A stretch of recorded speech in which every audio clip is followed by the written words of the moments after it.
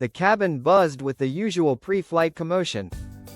Passengers were finding their seats, overhead bins clanked open and shut, and the scent of jet fuel mixed with perfume and tired anticipation. Among the passengers boarding the Air France flight that day was a man dressed simply in a dark jacket and plain trousers. He walked with calm assurance, carrying nothing flashy, just a quiet presence and a sense of self-respect. This man was Captain Ibrahim Traoré, the sitting president of Burkina Faso, but to the crew and most of the passengers, he was just another face in the crowd.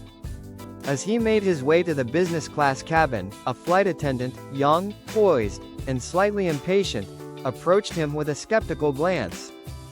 "Excuse me, sir," she said curtly. "This section is reserved for business class passengers. Economy is towards the back." Traoré looked at her, calm and unbothered. "I'm in the right place," he said simply. She raised an eyebrow, clearly unconvinced.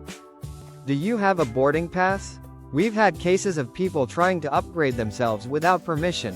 A few passengers nearby turned their heads, sensing tension. Still, Traoré remained composed, reaching into his coat to show his boarding pass. But before he could even fully present it, she cut him off again. "You need to cooperate, sir. We don't want to delay the flight." At that moment, another Air France crew member approached, having just come from speaking with one of the airport officials who had discreetly seen the president off. Her expression changed instantly. "Oh my God," she whispered to the flight attendant. "That's Ibrahim Traoré, the president of Burkina Faso." The attendant's eyes widened. She turned pale, realizing what she had just done.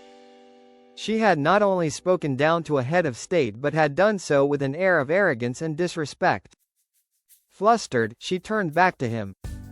I apologize, sir. I didn't recognize you. Please forgive my behavior." President Traoré, still unfazed, looked her in the eye and responded with quiet dignity. "You see, respect should not be based on who a person is, but on the fact that they are human." His words struck her deeply. There was no anger in his voice, just a powerful reminder that humility and kindness go farther than assumptions and pride. The rest of the flight was uneventful. Traoré sat peacefully, reading, while the crew gave him respectful space. But the lesson lingered in the mind of the flight attendant, and later, on social media, where witnesses and rumors turned it into a viral parable. A story of power cloaked in humility. A reminder that true leadership doesn't need to shout, it simply acts with grace.